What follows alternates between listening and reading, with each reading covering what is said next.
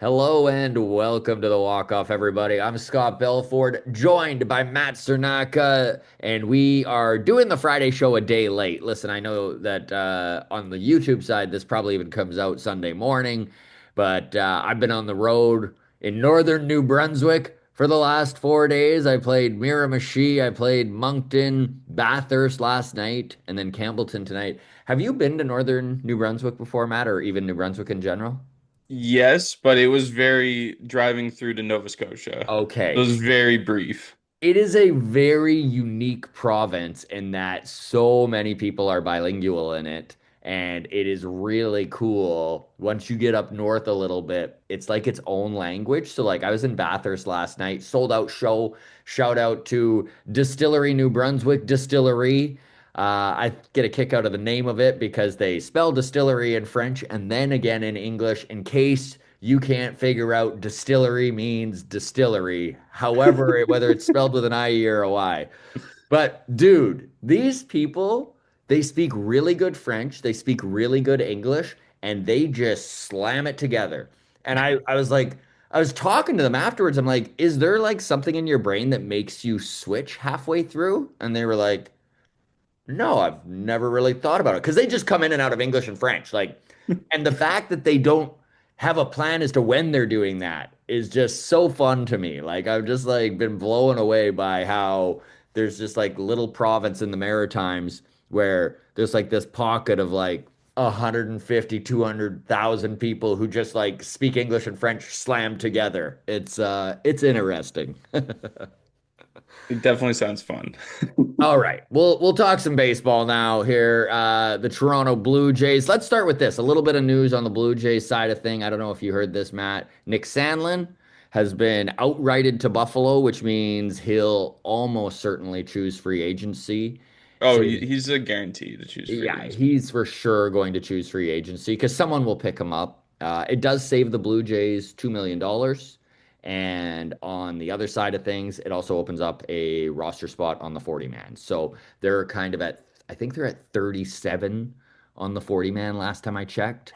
So three spots open Yeah. right now. And I think we're going to see this shuffling as the Blue Jays acquire and bring players in or trade players out, however things wind up shaking out here. But I think it's definitely a move that screams we're going for pitching on the open market. mhm, it did. Because he was pretty solid for us when we did call him, but again, injuries just Kept him didn't out of the work out for him. roster. And I think they want to go with a little bit higher end piece in the bullpen Yeah.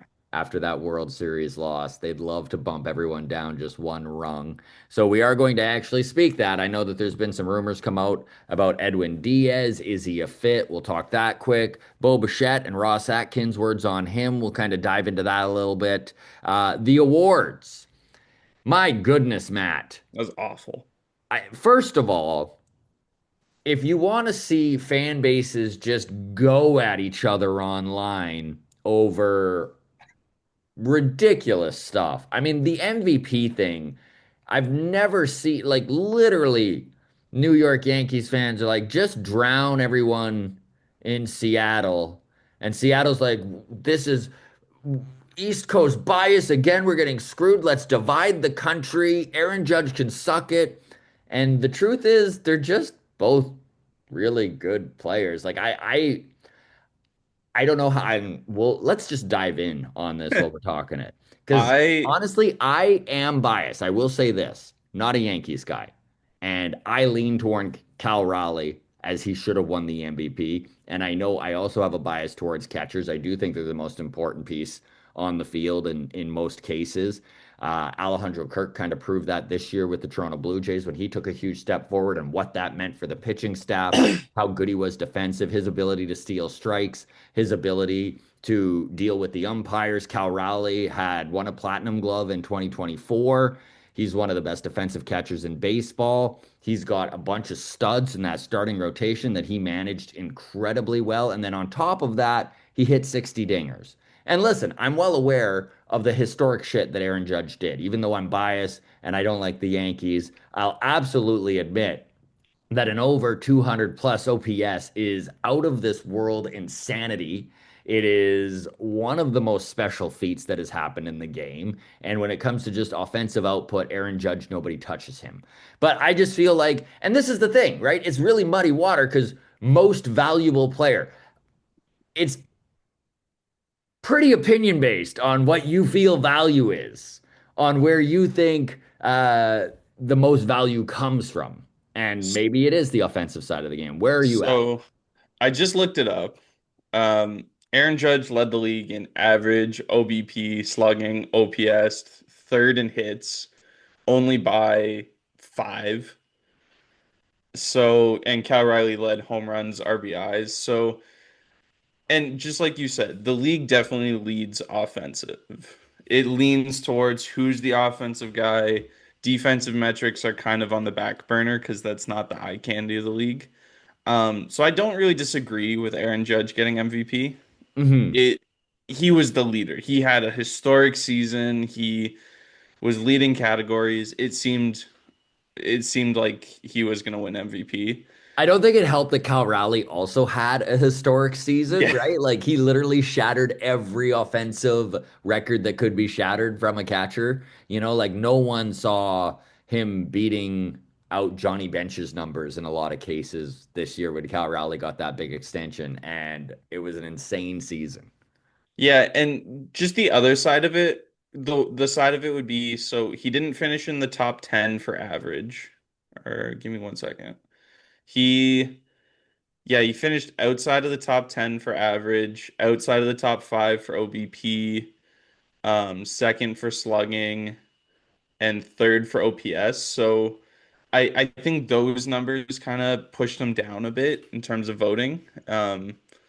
Which is such a But hilarious thing to say. It's like, oh man, he only I finished know. third in slug. Honestly, I thought Cy Young and MVP were the only two that were voted correctly. Hmm. So my buddy in the office, we were talking about awards, and I was losing my mind.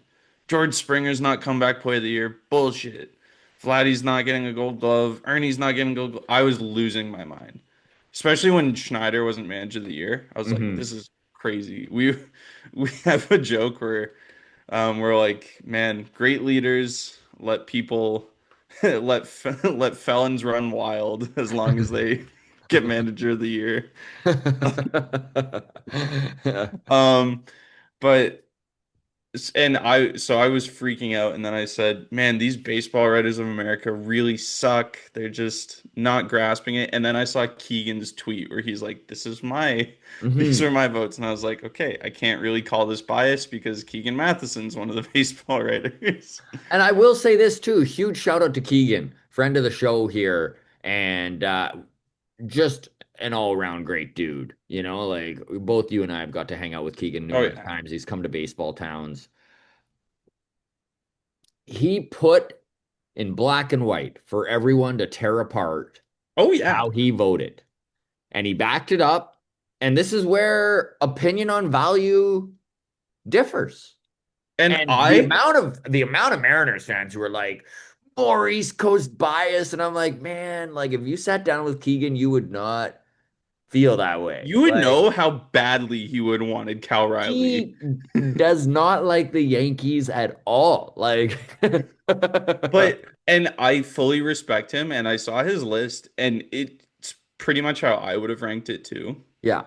In the fact that he put it black, like you said, black and white for everyone to see, I respect him 100 times for it because across the league, there's so many question marks and what ifs of why would you not pick John Schneider here? Why would you not pick Ernie there? It was all just a big mess in And you some don't respects. need to show your ballot. You don't need to tell people how you Yeah. voted. You can stay completely anonymous. And I mean, it's pretty apparent sometimes when guys are completely biased and like vote for the team they're covering. And there were a few of those this year where, Judge or Rowley didn't even get a second place vote, which is completely insanity, in my opinion. If you're not voting 1, 2 for one of those guys, I think you're just kind of missing the mark. But again, it's like, how do you determine value? It's a pretty loosey-goosey kind of way of awarding this. Yeah. this.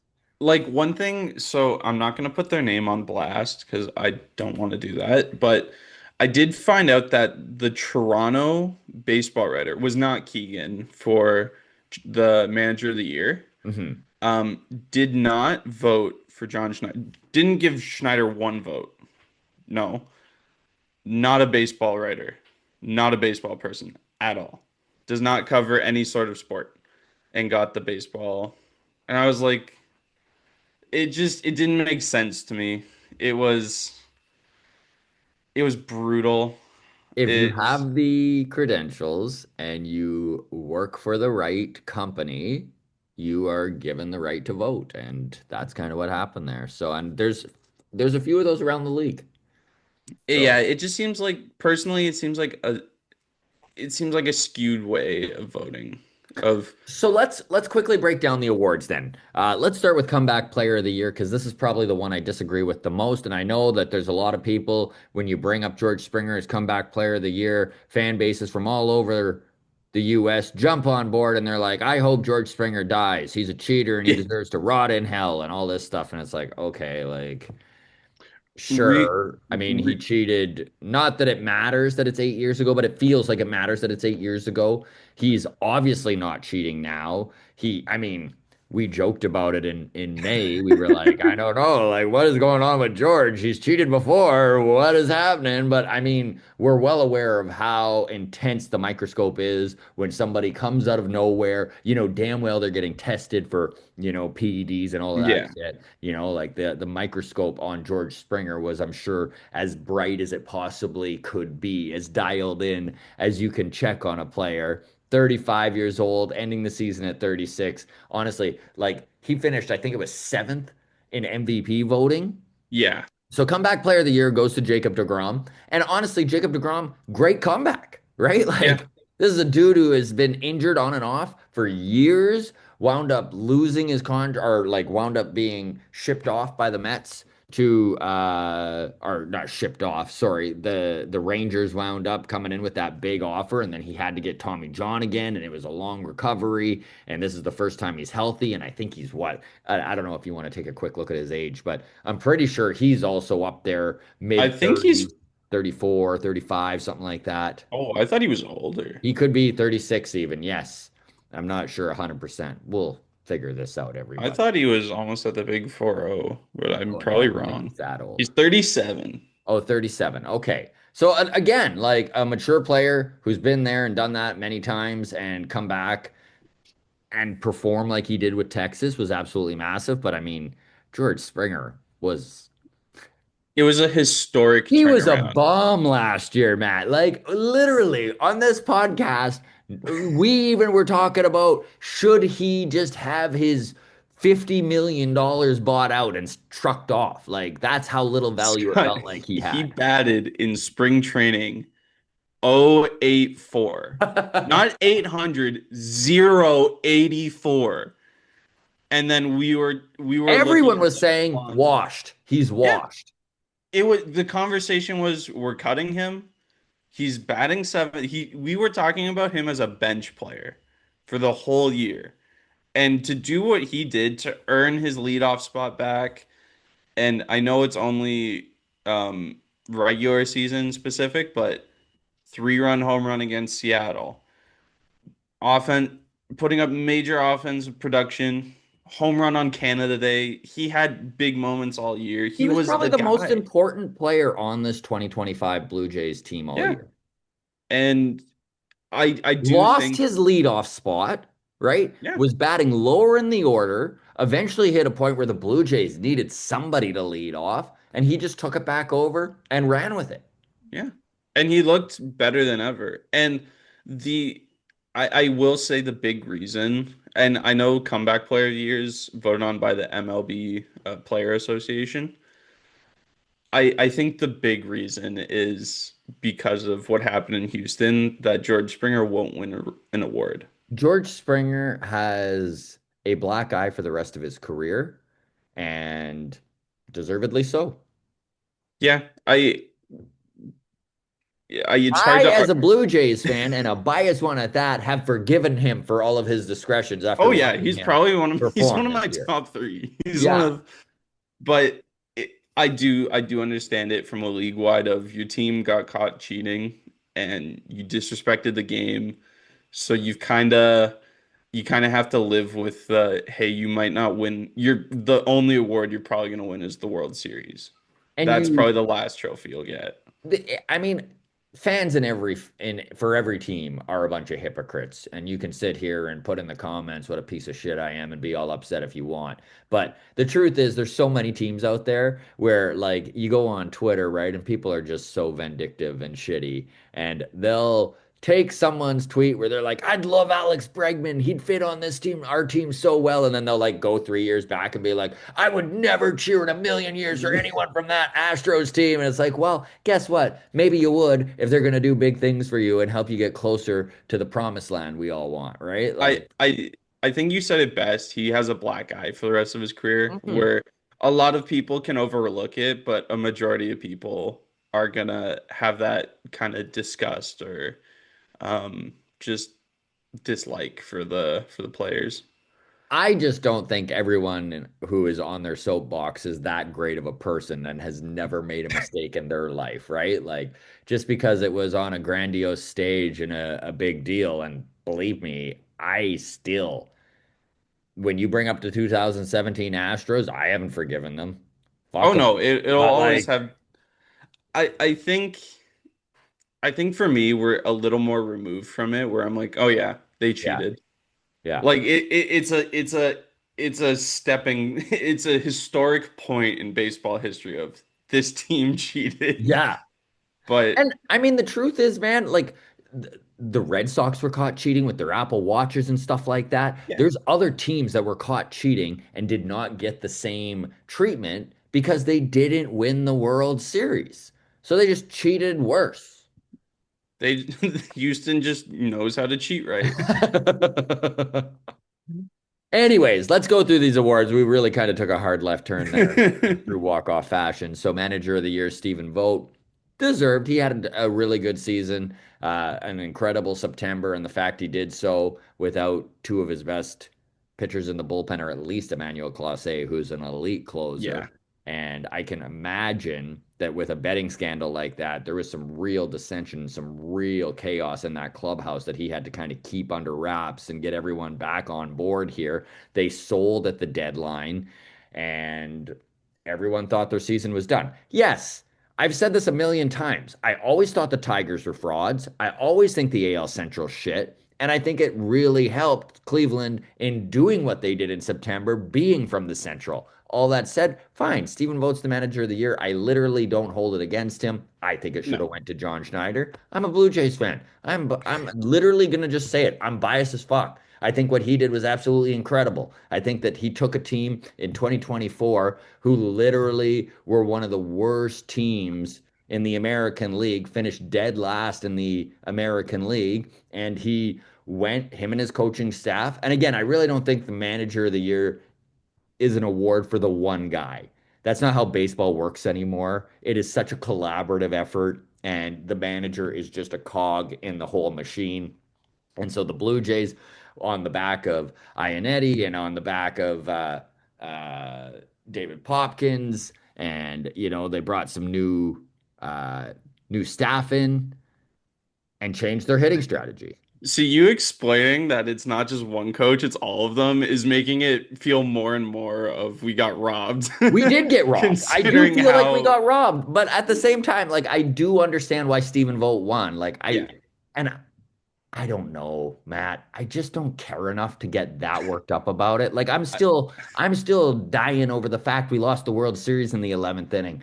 I really don't care that much that John Schneider didn't get manager of the year. Oh Like no, I'm more pissed about this than the World Series. I think, um, but like you said, I would never hold anything against Stephen Vogt, but I will hold stuff against the voters. Okay. Uh NL MVP, Shohei Ohtani. I Yeah, have no that real was problem with pretty. that. Pretty obvious. I don't know. pretty obvious. I thought Schwarber could make a run for it, but then Yeah. you throw in Otani pitch 14 games, and Tough it's on a kind D, of tough for a DH, man. It's tough for a very DH. hard. Yeah. Yeah. I know people who hate Shohei are right now shaking their fist, being like, he's just a DH. But like, yeah, it's the pitching side, it's everything. He's probably going to go down as the greatest player in Major League history. And as much as you hate to lose to him in the World Series, and Phillies fans hate to see him win MVPs, you have to respect him. He's a nice guy, and he's a Hey, damn good player at that. you know what? Shohei Ohtani, deserved MVP, hashtag free Ipe, right? All right. Uh, NL MVP, Shohei, AL MVP, Aaron Judge. We just kind of talked about all of this, right? And however, drop your comments below, by the way. Would be really interested to see everyone's opinion because everyone does have some very unique opinions. That's one thing I do love about these voting awards is that there is really no right answer in most cases. And when it's super obvious, not a lot of people are sitting there arguing, right? So it is fun to kind of hear everyone's opinion. We'll dive into this in mailbag on Tuesday here. Um, so three Blue Jays, while we're speaking of MVP, received MVP votes in 2025. George Springer finished seventh.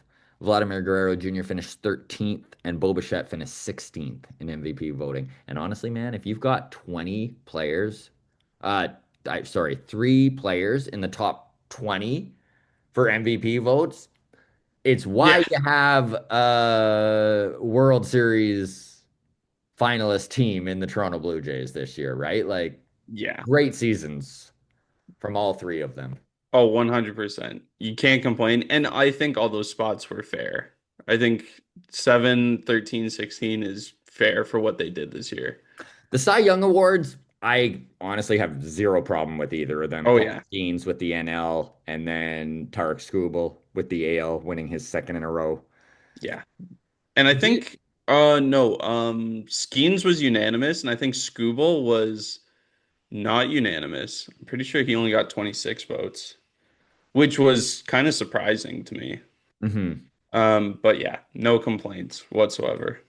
Do you think Tarek Skubal gets traded? Everyone keeps talking like Detroit's just gonna dump him off, try and retool their farm system. I, I think it's more likely Skeens gets traded before the Tigers, even though Skeens shut down any sort of leaving rumor mhm.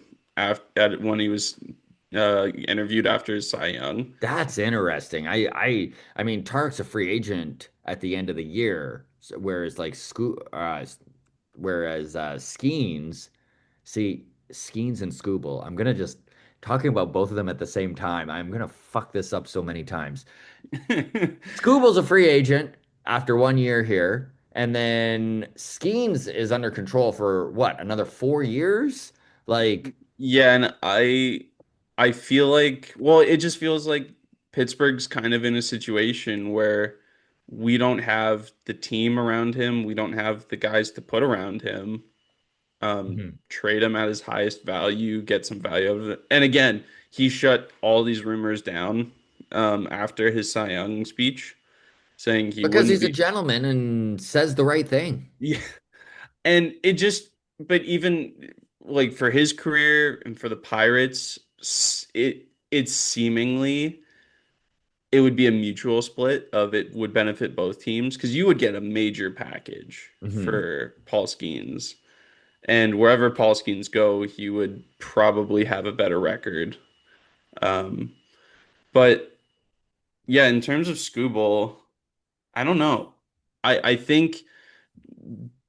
I think Detroit, yes, they're frauds, but I do think they have the pieces there for a good team. And they're in a And weak division, and we've seen yeah, what a hot team can do in the playoffs. Look at the Toronto Blue Jays. I mean, I'm not saying that it wasn't earned, they were the best team in the American League. They finished with the most wins, 94. They won their division. There's a lot of deserved accolades being put on the Toronto Blue Jays right now, whether other teams fan bases like it or not. The Toronto Blue Jays are a damn good team and we're in 2025.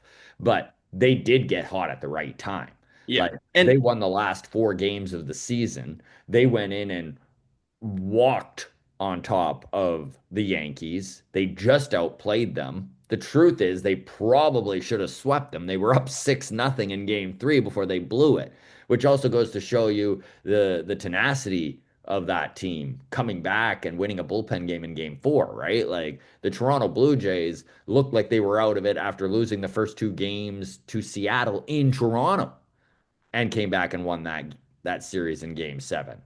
and But I'm just saying, what I'm saying, I yeah. guess, is that if I'm Detroit, you know what? Like, man, they're a big market team. They should just keep Scooble and finally spend money for the first time since what was their old owner who spent all the money? Illich? Oh Somebody God, I have correct no me. idea. Yeah, I know you're too young. Um, But somebody correct me in the if he but was still alive, Detroit would be spending big and they should just do it again. They're a major market. and I 1000% agree with you. Of they're kind of in, I would say, a similar situation to the Jays. Of they have the pieces, they have the pitching, they just need a few high leverage pieces. Mhm. And I do think once that happens, they'll be a team to be feared. And having a back-to-back Cy Young winner is definitely the first piece that you need to keep around. Grounds crew, drop your comments. What do you think? Does Tarek Skubal get traded? Do you think that the Detroit Tigers are going to try and fix their farm system by moving their best player, best pitcher in the league, arguably? And do you think that there's value in them trying to keep it and run it back? Again, they did make the playoffs. They did wind up beating the Guardians in the wild card and moving on to the division series. Maybe, they took the Mariners to game 5 and they took them to what, the 15th inning? Like, Yeah, they took him as far as possible. And a superstar talent could change all that. mhm. Okay, let's move on here. I know that we're getting tight on time here. I do want to talk some rumors going around. I do think one of the biggest areas of need for the Toronto Blue Jays is a high leverage reliever. I think if you can bump everyone down, listen, I really still like Jeff Hoffman and think that he has a ton of potential to be that big shutdown 8th inning guy. Plus, if you can line him up with maybe some of the less power heavy hitters in an opponent's lineup where his frequency for giving up home runs doesn't bite this team in the ass quite as much as it did. I mean, I know that he gave up a home run to the number 9 hitter in the Dodgers. Brutal. And it was brutal. Obviously, it is what it is. We just, as Jays fans, need to kind of get over it. But the dream is that they fix this and have a 9th inning guy who is a little bit more lights out, doesn't give up the home runs. And I know Edwin Diaz is a dude who is being tied to the Blue Jays because the Blue Jays are going to be tied to every big free agent. They're a huge market. They just went to game 7 of the World Series, extra innings. There's every reason for this front office to push in their chips a little bit more. So this is from Ken Rosenthal. He goes, the Blue Jays, according to people briefed on their activity, met with Diaz's agent, Wasserman, at the general manager's meetings. That's not necessarily a major development this early in the offseason. Teams express interest in pretty much every quality player. Toronto, though, is targeting a high leverage relief pitcher as well as starting pitching, and it's signaling a willingness to both spend big and lose draft picks if necessary. So the Jays are open to sliding Hoffman to the 8th inning. Hoffman almost certainly would accept such a move if the team acquired a more accomplished closer. Of course he would. How do you Yeah. argue if you're Jeff Hoffman making $13 million a year after giving up the World Series losing home run?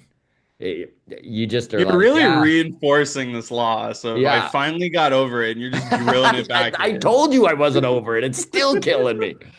The rotation is the Jays' biggest priority. They might prefer to spend the most heavily in free agents on the starting market, such as Valdez and Cease. This is all shit we already know. Um, the big closers out there, Devin Williams, Robert Suarez, and of course, Edwin Diaz. Do you have a preference and go ahead and jump in here, grounds crew. Do you have a preference? Knowing that Edwin Diaz is going to probably cost you the most money in probably 4 years. I liked when we did mailbag talking about Robert Suarez. Mhm. I thought he's probably. I think he's also going to cost pretty big money. Yeah, All of them are going to cost big money. they're all going to cost big money. Um, I think he's probably our best option. The other thing that we're talking about teams being linked to is I had kind of a mini freak out on MLB on Fox's Twitter today. Very Good much a for you. burner account, so you're not going to find this tweet. But they posted every big free agent's top three teams. And was the Blue Jays on there once? No.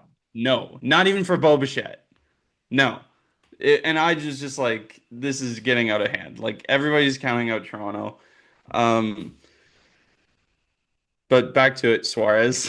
Yeah, Suarez. Um, Raisel Iglesias is an interesting option. You could maybe yeah. get him in trade. I know this is Josh Goldberg who's talking about him on Twitter. He goes, Raisel Iglesias had a 1.31 ERA with 21 saves and a 9.8 K per nine over his last 43 appearances of the season.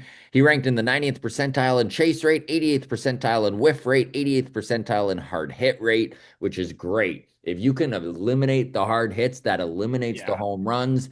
He's been giving up one home run per nine, which Hoffman's a lot closer to two. So, you know what? If you can cut it in half of what we had seen in 2025, that goes a long way.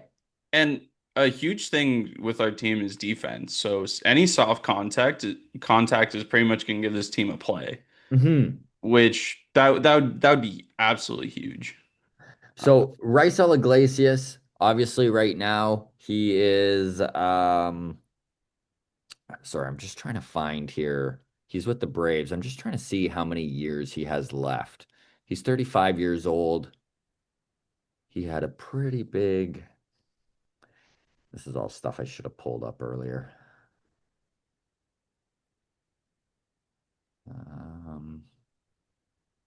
Um, His contract is Found it at the same time as you here. Yeah.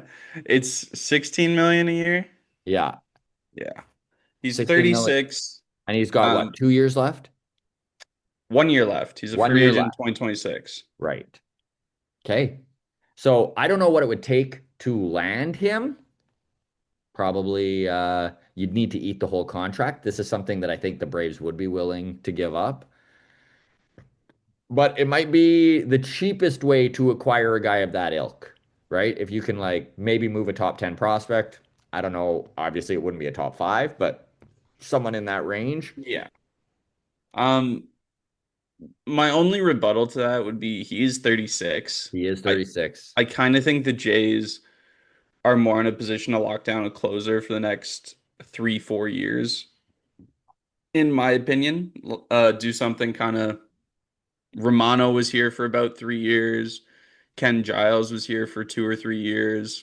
Something with a little more length, longevity, and consistency. I think So they would be leaning to that. so Edwin Diaz is 31 years old. You probably need to give him a 4 year deal to get him, and it's probably going to be the highest closer deal of all time. You're probably talking close to $100 million. You're probably 20 plus 25 million a year.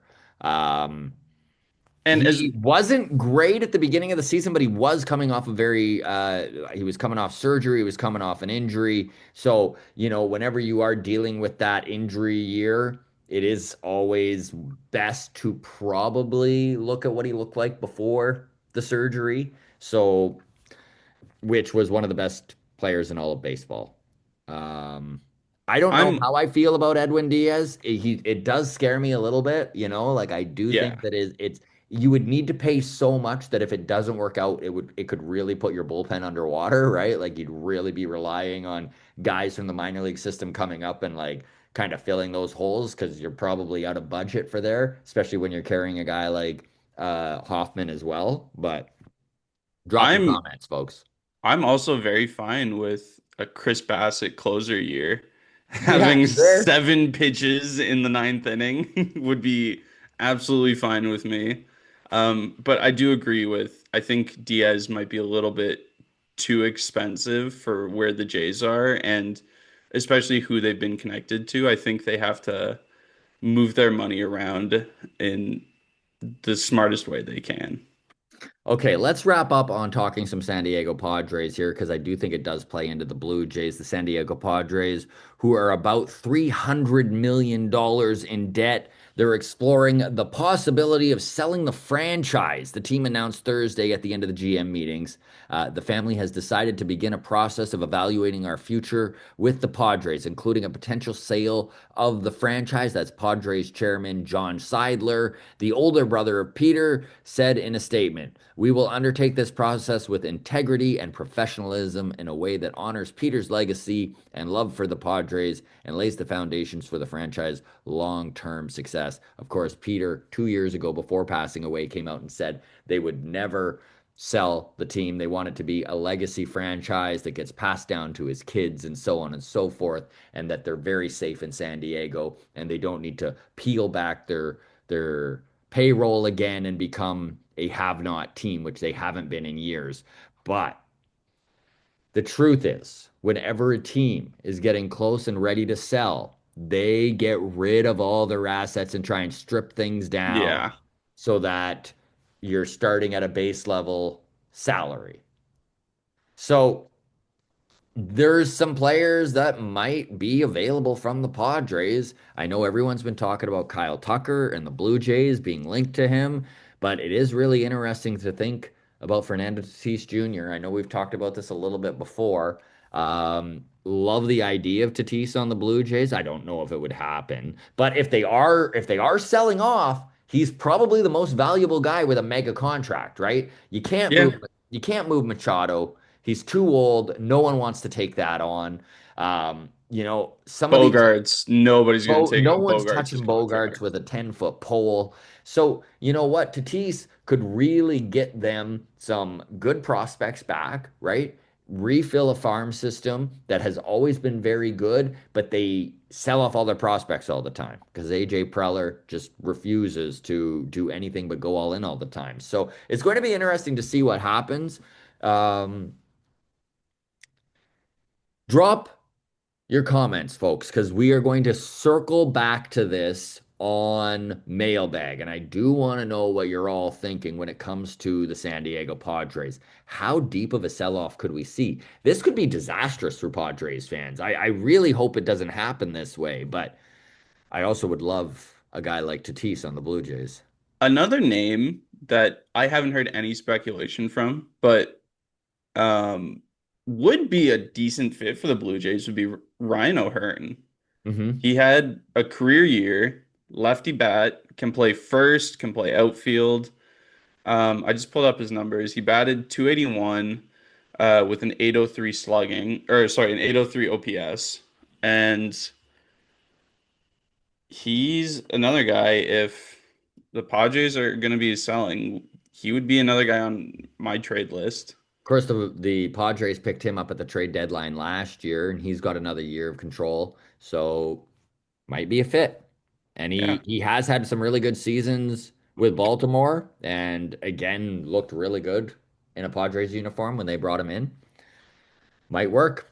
All right, Matt, let's wrap it up there, buddy. I've got a show to do here in Campbellton, New Brunswick in a few hours, and you got to get to work, but always appreciate all of the listenership. Could not do this without you. An extra tip of the hat to the Patreon. Really appreciate you all. Feel free to hit that like button and subscribe if you haven't. And we'll talk to all of you. I know MLB Mondays on Monday we'll get to, and then I'm finally back in Toronto on Tuesday, and we'll see you for mailbag. We'll see you soon, Scott.